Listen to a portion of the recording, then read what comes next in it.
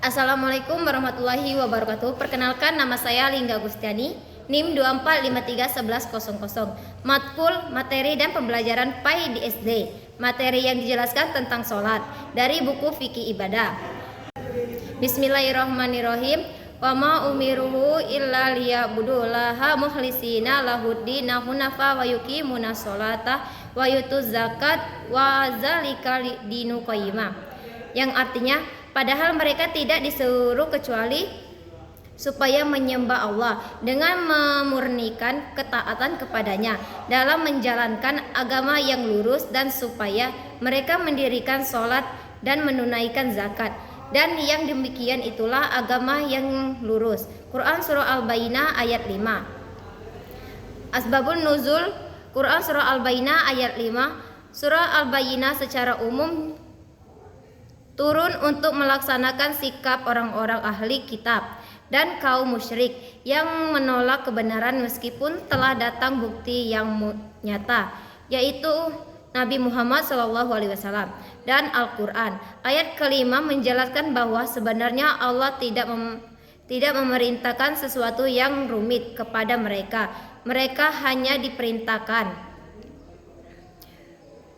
Yang pertama itu pengertian dan kewajiban sholat. Secara bahasa, sholat berarti doa. Karena memang bacaan sholat lebih banyak unsur doa. Prinsip sholat secara istilah adalah ibadah yang mengandung perkataan dan perbuatan tertentu, dibuka dengan takbir dan diakhiri dengan salam. Sholat adalah ibadah yang mulia. Pertama diwajibkan Allah Subhanahu wa Ta'ala. Kemudian setelah itu datangnya perintah melaksanakan ibadah, puasa, zakat, dan haji. Semua ibadah diperintahkan karena Rasulullah SAW dengan perintahnya, dengan datangnya wahyu.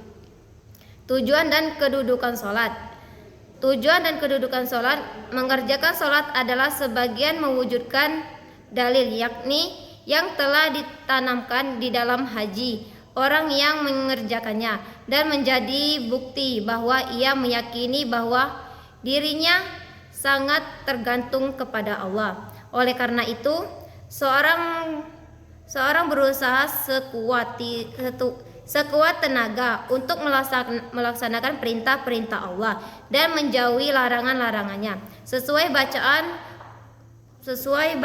surah Al-Fatihah dalam sholat.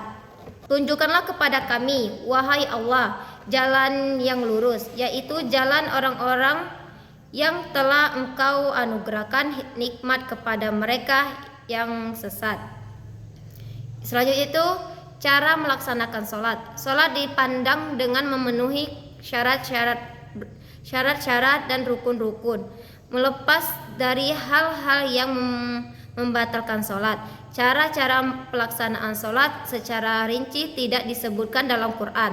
Al-Quran hanya menyebutkan sepintas tentang rukun sholat dan duduk mengucapkan. Al-Quran hanya menyebutkan sepintas tentang rukun, sujud, dan duduk mengucap takbir, tasbih, tahmid, dan zikir. Syarat-syarat sholat adalah sesuatu yang harus diketahui dan dilakukan sebelum pelaksanaan sholat.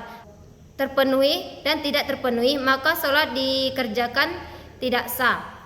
Pertama itu mengetahui waktunya, yang kedua suci dan dari hadas kecil dan hadas besar.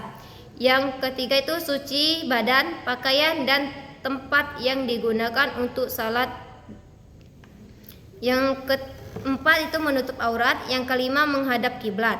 Rukun-rukun dan sunat salat. Yang pertama itu niat, kedua berdiri, yang ketiga takbir, selanjutnya membaca Al-Fatihah, ruku, itidal, sujud, dan duduk di antara dua sujud, duduk akhir sambil membaca tahiyat. Selanjutnya itu mengucap salam. Mungkin itu saja yang dapat saya sampaikan. Lebih dan kurangnya saya mohon maaf. Saya akhiri. Wassalamualaikum warahmatullahi wabarakatuh.